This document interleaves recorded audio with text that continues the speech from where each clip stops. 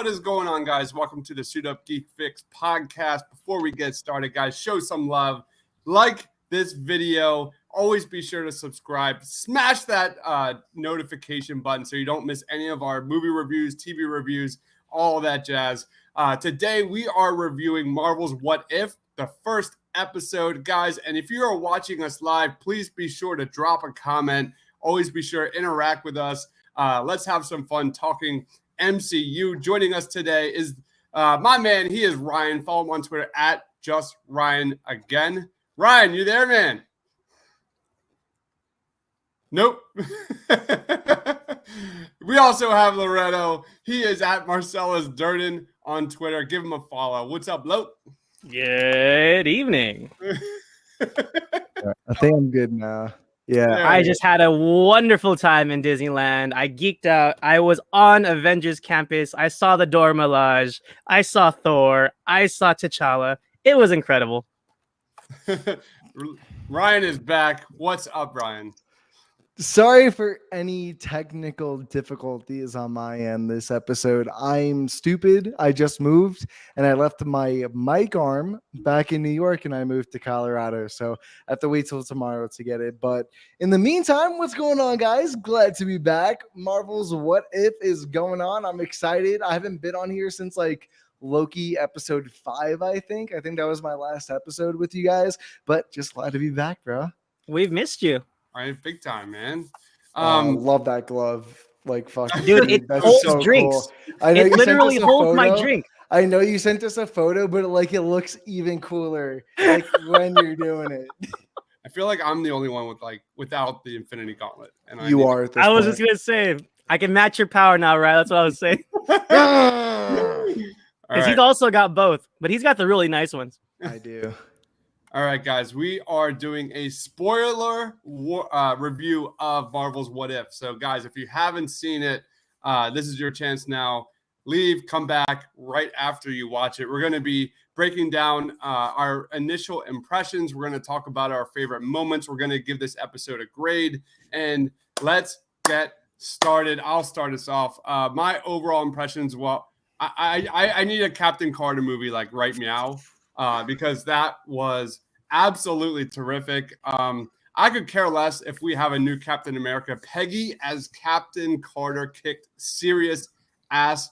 For me, I love the animation of this. The animation, when I was watching this as a huge DC fan, I thought the animation was a big difference from anything we saw from DC, which I thought was a huge strength of this episode. I thought it was kind of had a unique style. It had this like 40s vibe, especially with Steve's Iron Man suit. And I don't know about you guys, but the first thought that came to my head is one of my favorite movies of all time, and that is The Iron Giant, especially when Steve rips open that train, the eyes, and it just looked glorious. Absolutely glorious. So for me, that is probably one of the biggest compliments I could ever give anything. The fact that we're comparing that to the Iron Giant. What about you, Ryan? Lead us off, man. What was your initial impressions? Honestly, going into the show, like when it was first announced at, I think it was Comic-Con 2019 or D23 2019, one of the two. When they announced the entire Phase 4 setup with all the TV shows and stuff like this, they announced What If, their own new animated TV show. And I was cautious because, as you guys know, I'm not the biggest animated fan, so this didn't really seem down my road. But as time went on, the trailers came out, we knew more and more about what they were trying to do with the show, because at first, what if you didn't really know much? You're like, oh, they're probably going to do what if this, what if that. But their stories seem to be more interesting. I think I'm talking more of a future of the TV show, like next episode, the third episode, more so than this episode. But I think the first episode was a great jumping off point for what they're trying to persuade to the audience and tell them what they're trying to do. Because when you really look at this is a pretty bare bones story all the way up until that final climax when she's fighting the octopus, or a hydra per se, at the end of the first Avenger, we'll say in this instance. But I enjoyed it for the first episode. I really did. What about you, Lo? First impressions? You know, you nailed it. Even the human characteristics of the animation style, it was Iron Giant for me, like to a T. And I think even more so, they enhanced it by it looked 2D, but it also looked 3D. Like the cell shading, the characters popped, and like the recreating the scene from First Avenger when Captain America walks out with the Howling Commandos. They redid the scene with Captain Carter, and it just looked beautiful. The smoke effects, just that animation was top notch. That caught my eye immediately. And like Rai was saying, this is just a stepping stone. Oh, thank you, Candid Cinema. I like this shirt as well. Thanks for everybody in the comments talking to us down below. Matt Wyatt's in the house. He gives it a 7 out of 10. Yeah, I would give it about an 8 if I had to grade it. But going back to my thoughts, first impressions, and stuff like that, I would say I actually lost my train of thought. Go ahead, Dubs. Let's go on to favorite moments. For me, you know where this is going. Like, I am such a huge fan of Peggy Carter. Captain America is hands down. I've always been Team Captain America. You know that, Lo. For me, like, there was something so poetic about watching Peggy and Steve flying together, almost like Hiccup and Toothless, like in the sky. It was just magical. It was just straight up magical. I love the fact that, like, even, before the serum, those two, locked eyes. Like, they were very much destined for each other. I loved Steve's comment, like, when he said it was a very, like, low-key comment, but it really hit home for me. He said, like, in a way, the outside finally matches the inside to Peggy, which was a really amazing comment. It just kind of, people probably didn't notice that, but I love that comment about Peggy. Just that relationship built up between Peggy and Skinny Steve. It was really endearing for a 30-minute episode. It was just great. It was for what it was. There are definite weaknesses that we're going to get into later on, but the fact that they packaged a 30-minute episode and made me care about Peggy and Steve, especially at that end, they deserve a lot of credit. So let's go back to Lo. So sorry. I know I got scrambled. I got distracted. I'm like Doug and Squirrel. I actually wanted to speak to that because I found it incredible how they condensed like the spirit and the emotions of the first Avenger into these 25, 23 minutes or whatever it was, because that's not including the credits. So I think the episode itself was like 23, 24 minutes, something like that. Amazing that they crammed like the whole vibe of what First Avenger really meant to Steve Rogers and packaged it for Peggy in a way that I was surprisingly emotional, just like you were saying, Dive. So I think that's probably my favorite thing about the episode so far. Yeah, they deserve a lot of credit for making me really care for those characters. What about you, Ryan? Like, what is your favorite moment of this episode?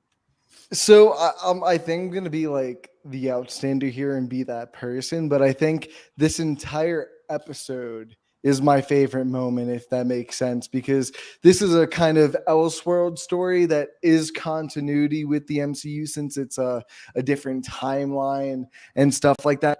Because if we really dissect and break down this episode, the only thing they really did was they broke the big parts of the first Avenger and then they swapped it. Like when Steve got his serum, if the bad guy had done, or the agent had done something sooner, it would have been Peggy.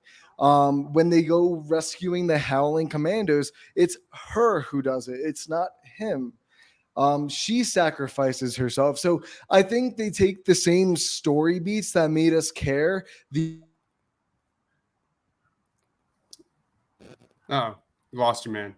Also, shouts out to when Steve falls into the canyon instead of Bucky. Yeah, exactly. It's like, oh. Yeah, we lost you, Ryan. We lost you, Ryan. Your audio is not working. Sorry, man. I also love how they utilized the shield in this episode. I love how Peggy had a lot of moments of utilizing the shield against Hydra, and it really was emphasized by the animation. There were so many references from this show.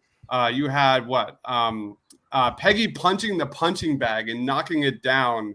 Like, how many times have we seen Steve do that? When it's Steve going, "Let's hear it for Captain Carter," instead of Bucky. That got me going. Yeah, you nailed it. When Steve fell down from the train instead of Bucky, even though it almost was Bucky first. Bucky tripped and Peggy caught him, and it was just great. Hey, also shouts out to Howard Stark. I forgot how much fun he is, and who I'm not sure if it was the same actor that voiced him, but it was nailed it. him. Did anybody have like a small wish that Steve was actually evil, maybe turned into the Winter Soldier? Did anybody hope for that? No, I thought it was kind of a weird situation where, because they tell you that it's unbreakable and then they try to make a joke about it not being unbreakable. And then it turns out it was unbreakable, but I never actually believed that Steve was dead or something happened like what happened to Bucky. So when that happened, I was kind of just caught off guard, because I'm like, didn't they say it was indestructible? Like, if it was anyone but a Stark, I would agree this is funny, but I don't believe a Stark would create something and say that it's something else. You know what I mean? Like, why would he say it's indestructible if he knows it isn't indestructible? Because that's not who he is. He would take that suit himself. Like, this isn't even Tony. This is his father. I feel like that's the thing about both Starks, is they carried the same character traits. And it's not like a negative. It just kind of left me questioning, like, this seems like a weird choice in the episode. And then when they brought him back, I'm like, why am I shocked he came back? I literally questioned this 5 minutes ago. Like, what? But yeah, I really enjoyed the different moments just because of how similar it was to the first Avenger. Like, I thought they did the whole sacrificing thing a little different. Instead of crashing a plane of bombs in the Antarctic, she pushes the Hydra through a time portal that the space stone makes. It's so weird. And then they do the same thing. They do the same post-credit scene too, with her popping up in the present day. I'm gonna assume 2011 if they're keeping continuity that way, and be like, oh, we're doing an Avengers initiative. Like, awesome. It worked for me though. I agree. actually liked it a little bit better than Steve just crashing a plane and getting frozen. Like, I think for me, you see Steve like witnessing his love leaving him and making that ultimate sacrifice. I thought it was a little bit more emotional. And I'm like one of the biggest fans of the first Avenger. We did a movie rankings. I think I put that at like A tier. So I love the first Avenger. I actually like this kind of situation a little bit better. I thought there was a little bit more emotional weight, rather than Steve just chilling with Peggy on the phone and saying, "I'm gonna miss that dance, yo," and he gone, he dead. We cut off on your favorite moments, Ryan. Any other, like you said, that the whole episode was your favorite moment? The whole episode was my favorite moment, and I feel like that's gonna be it's hard to say a lot for every episode coming out, because these are same stories, just different outcomes. And as a fan, I feel like this is something we've always been looking for, or in ourselves, we've always asked, what if, pun intended, because it's cool to see these characters. Hey, really quick, can I speak to when Peggy comes back and sees Nick Fury?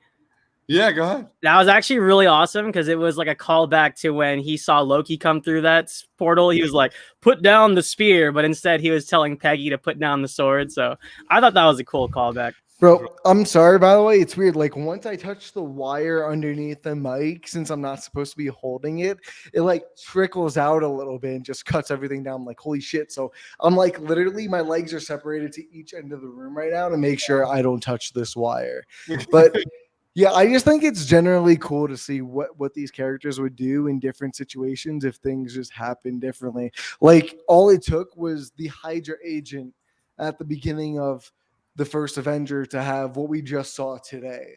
Because I'm going to assume that's what their definition of what if that actually happened a little bit sooner, rather than him doing it after he became the super soldier, which I really like a lot. And it's just always super interesting around each and every corner. All right, we have we have Candid Cinema. Please go follow Amanda on Twitter at AMXNDA Reviews. Candid Cinema on YouTube. CanadaCinema, I cried straight through. Oh my God. I agree. I really enjoyed it. And I watched it before my wife got home from work, and I was like, you're going to really enjoy this. And she loved it. She was like, hell yeah. When like Peggy Carter got the shield, and she was like, where have you been all my life? Like, that was awesome. And I think this comment here, I wonder if Peggy runs the Captain Britain Corps. Like, I think that's like everyone's take from this episode is like, we want more of, Captain Carter. I think that is a general take. But let's go into, can I give a negative though of this show? Because I know nothing. Oh, I definitely have a negative. I have a negative, and I don't know anything about the next episode. I am in the complete dark. I don't want to know anything. I'm enjoying it. I love the Watcher concept. I love how he's narrating all these different things. But I'm a little concerned that they're trying to cram like a 2+ hour film into a 30-minute cartoon. I understand that the MCU has earned it, and I understand that a lot of people are, full on dedicated to watching these characters. I'm just a little worried that this is kind of like a formula for failure for me. So the idea of like a spin-off of films that it's going to be really hard for them to do if they're just going to kind of quickly recap what happened and then make their own kind of story in a 30-minute episode.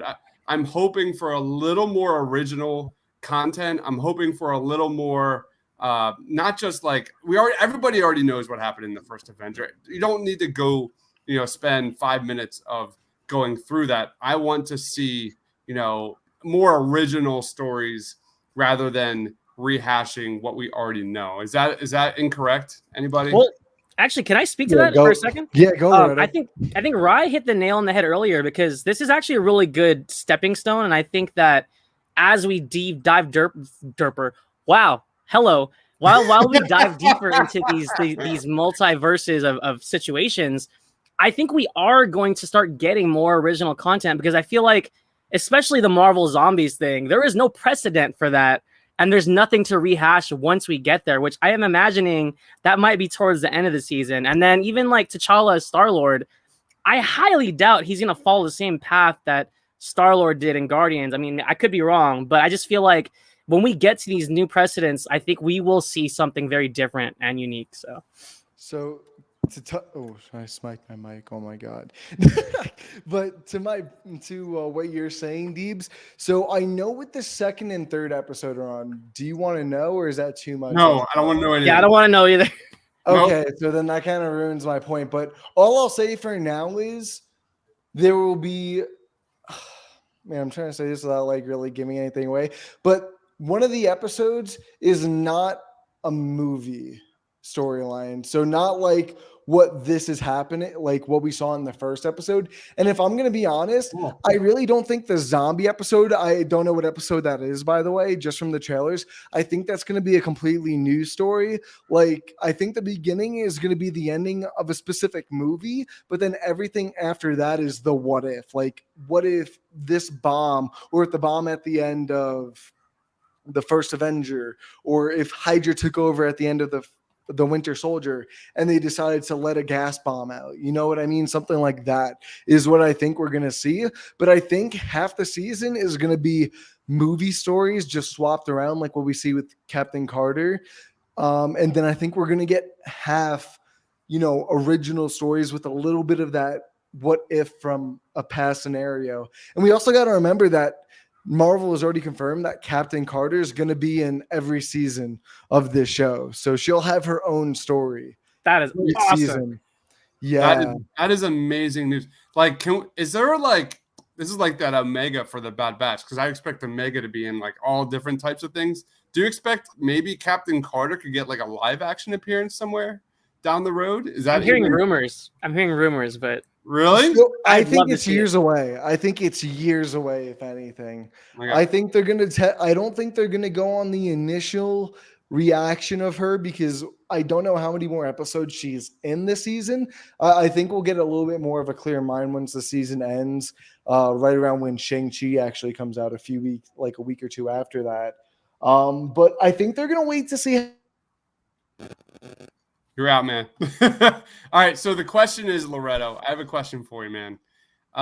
If we get Captain Carter a movie, whether it's like a series or something like that, would you want it to take place in her own universe, what you just saw at the end here of episode 1, or should it exist in kind of that main MCU universe? Any thoughts on that, Lo? 100%. I want to see this universe play out. And if we ever go the live action route, like, I mean, my problem is if they wait too long, Haley Atwell's not getting any younger. But she was fantastic in Agent Carter. That it wrongfully got canceled and didn't get to live on and be more. And I would love to see her be back as Captain Carter. But also, this universe is so fascinating to me because can I pose a question to you guys? Like, if Howard Stark builds like it looks like Mark 1, it's pretty much almost the same exact prototype. Does that mean Tony's like life timeline changes? Like if Howard already makes this suit way before Tony ever does, like does that change things? The biggest change, the first thing I went to is his mom and dad don't die. His mom and dad don't die. There's no Winter Soldier. So if there's no Winter Soldier, what is Tony's arc? His complete arc completely changes. That's where I went to. What about you, Ryan? Man, dude, can you pose the question one more time? No, like I've been listening, but I just want to like get my thoughts straight. What is it that you said again, Lau? No. So, but me and Dives are both presenting like in this new universe of Captain Carter, like how does that affect Tony's timeline? Because there is no Winter Soldier, and Howard makes his suit way like 30, 40 years before Tony ever even gets stuck in a cave. I'm sorry, bro. No, it's good. Can you guys hear me? Yeah, you're good. Yeah, I figured out the secret to doing this fast now. But so what I was gonna say actually is I don't want to say too much on that yet because I feel like we're gonna find out a tidbit more information in Shang-Chi.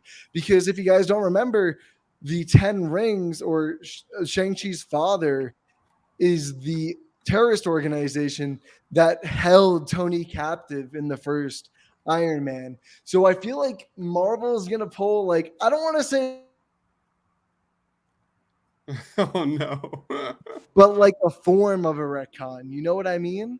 Did anybody get the Iron Man reference in this show? Did anybody? I got the Winter Soldier reference with "Don't rip my arm" or "You almost ripped my arm off." There was 100% an Iron Man reference. Did you get it, Lo? Go ahead, man. At the very end where Steve is like kind of on the ground and he has to get in his suit and they're like, do you have enough power for the suit and or something along those lines? And Steve said he has long enough. I go back to when Steve was in the cave and he had just enough kind of power for something big. That was like my thought process there. And same thing for Steve, which didn't really go anywhere. To be fair, I thought that was a really interesting story choice. Not that I didn't like the Hydra Stomper, but when I saw Steve in the suit, I was like, what? Like, it just kind of, it was weird. Like, you know, Steve Rogers in an Iron Man suit. Like, just this. I mean, it was cool. It was cool, but it was just kind of odd. Yeah. Yeah, it's really interesting to think, like, where does Tony go from here? And because so much changes. But for the sake of time, let's go into does anybody have any other negatives that they want to bring up? Yeah, I thought I'll just get straight to the point. I thought the voice acting was pretty clunky in certain sections. I don't think it worked as well as I don't know if they think it was or was doing or something like that, but like it just felt awkward and sometimes the words just wouldn't go with the lips. And I know that's like a hard compliment for animation, but it's hard to not compare because when you look at Spider-Man Into the Spider-Verse, dude, the lip simulation is perfect, bro. And once a movie can prove it, it holds my standards up higher because you know they're able to do it, especially Marvel and Disney of all people who have like an infinite bank account, it seems like. Ooh. So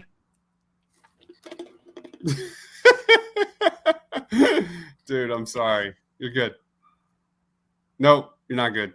It's not working. All right, let's go into grades. Let's go into grades. All right. I've given my negative, but for me, I actually really enjoyed this episode. I'm going to give it a strong 8.8 out of 10 for me. Okay. I love the animation. Like I said, I compared it to the Iron Giant. If this is what we're expecting the rest of the season, I am all in. I love Peggy and Steve, obviously. And I love that Ryan gave a little hints that this is actually going to continue because, like, off the top of my head, like, I was thinking standalone kind of episodes. But from what it sounds like, it might be a little more connected than I actually thought going into this. So I give it an 8.8 out of 10. What about you, Ryan? So it's funny you mentioned that, Deeps, because I think each season she's going to get her own one dedicated standalone episode. Okay. And for the first season, we saw the first Avenger. I feel like for the second, we're going to see the Winter Soldier, however that plays out. What? And then I think for the third one, we might see a version of Civil War. I think that's pushing the limit a little bit much, but we'll see. We still got like probably 3 years till that happens at this point. I think it'd be pretty cool though, right? But I'm not the biggest fan as you are of this episode, from the clunky voice acting to the story being, I don't want to say uninspired, but a tad bit predictable up until the third act of the first Avenger. I'm going to give this episode a 7 out of 10 as well, or not as well, but I'm going to give it a 7 out of 10. I enjoyed it, but I saw it more as a stepping stone, having them trying to figure out where they want to go from here and what they really want to build on. And I really think these next 2 episodes, maybe the third and going on, is when we're really going to start seeing that change. And I forgot about a moment, like, kudos to Peggy for when that, like, bruiser guy, that Hydra guy comes out and is like, calling her like, just this little woman, and she goes and like nails him in the knee, nails him in the nuts, and then bang, straight down. That was an awesome moment. Just Peggy crushed this. What about you, Lo? How would you grade this episode? Yeah, thoroughly entertaining. 8.1. Ryan, I had very similar thoughts. I felt like the nostalgia factor went away after like 4 to 5 minutes, because within a 20-minute episode, especially when we hit the Red Skull section, it slowed down the excitement a little bit. But overall, it was super fun. I love the action. I think the action was aces, especially the choreography with Peggy throwing the shield, doing some things that in live action would probably be hard to pull off, but because it was animated, it made it a little bit more crisp and more believable, if that makes any sense. I also loved like the characters they brought back, like Howard Stark, Bucky. I feel like I agree the voice acting was a little rough, but at the same time, the spirit of the characters remained. And also, shouts out to Jeffrey Wright. Jeffrey Wright as the Watcher, the king, is fantastic, and he's like his voice is so like wonderful to hear as a narrator, both as a narrator and as the Watcher. Like, he is. If anyone knows the Marvel comics, the Watcher is the dude. So that was really cool. I'll give it like an 8.1. Thoroughly entertaining. But I am expecting more, and I have a feeling we will get more in the next coming weeks. So, all right, we've got Vic3 saying, if Howard Stark made the Mach 1 in the 40s, the world would be totally different. It's true. I mean, that's a really fun. We should save that for another podcast. Maybe like, what if the what ifs? Do make a whole hypothetical podcast of what the MCU would look like, because everything would change for sure, especially Tony. Final thoughts. I'm gonna go. We didn't bring it up, but I thought it was a really cool moment for Peggy. Even as tough as nails as Steve was, his whole motto was, "I could do this all day." He will always get up from a fight. But he did scream in pain in that chamber when he was getting the serum to become a super soldier. Not a peep. I said the same thing. I said the same thing. Not a peep. She was like, I got this. And she crushed it. And as strong as Captain America was, Captain Carter crushed it. Absolutely crushed it. Any final thoughts, Loretta? Can't wait for more, man. Okay. What about you, Ryan? Any final thoughts before we wrap it up? Captain Carter is buff as fuck, bro. That's all I gotta say. Like, I don't know why in the trailers, all you see is like she looked like her regular body, I guess you can say. But then you watch the show, bro. She's like towering over people. I'm like, okay, so this is Agent Carter. No, this is Fit Carter, not Agent Carter. Fit Carter. That's what we're gonna call her from now on. Fit Carter. Steve definitely got a little bit bigger in this episode. If you think, like, when you think about it, like, he wasn't as scrawny. He wasn't continuity, he wasn't. Here, bro. In the first Avenger, he's tiny, man. He's tiny to everybody. And like, there's a scene where they're sitting together. Like, there's no way they would be like close to head level. Not even, no chance. But let's wrap it up, guys. Oh wait, we have a comment. Matt says Jeffrey Wright was great as a watch. I fully agree, man. He's a great narrator there for this show. So let's wrap it up. Plugs. Ryan, lead us off. Where can we find you? What do you got going on, man? Yeah, you guys always know where to find me at the Suit Up Geek Fix. I'm finally back. I'm coming back to like a consistent basis once I got my entire room set up, like actually set up, bitches and shit like that. But you know what? I'm excited to be back. You guys got my handle for my Twitter right there. I always do that. And then, yeah, guys, I do my own podcast that I plan on bringing back after this hiatus, the Back Room podcast. I was going to talk about the Suicide Squad, but it seems so far at this point. But yeah, also guys, stay tuned for our animation draft this Saturday, 8 p.m. Eastern Standard Time. 2-night event, Saturday, 8 p.m. Eastern, like I just said, and also Sunday, 8 p.m. Eastern. Mr. Crockpot, the Deebs himself, is doing Saturday hosting. Well, I do the Sunday hosting, and Loretta will be there as well on my night. But yeah, that's all I got to say. It's going to be so much fun. What about you, Lo? What do you got going on, man? You can follow me on Twitter at Marcellus Durden. I am supremely excited for Sunday. I am ready for domination. I came very close to winning this draft. How many months ago was that? I was right there. What was that? The last animation draft or the last draft?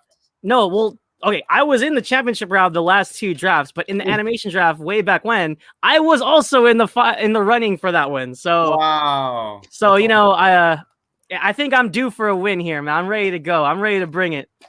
Matt says I'm excited for the animation. Yeah, draft. Matt's in it, right? Yes, he is. Awesome. First timer. Hey, Matt, you're going down, buddy. And I actually went back to that animation draft. I lost in the first round. That can't happen, man. Animation is like my blood, my soul. And if I lose in the first round again, that just cannot happen. I will be forever.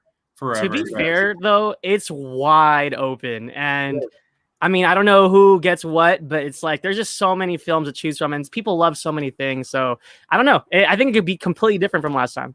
I spent the entire weekend making my rankings. So I'm ready. I'm actually ready. Matt says, bring it on.